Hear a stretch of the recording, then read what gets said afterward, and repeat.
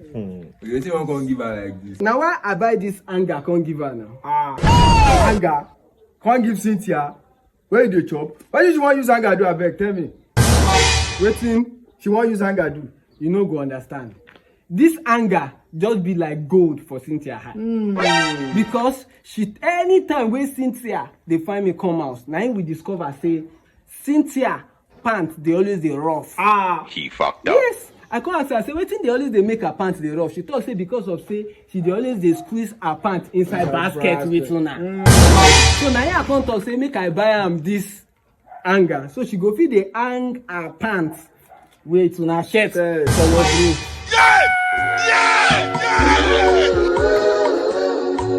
Sorry, oh.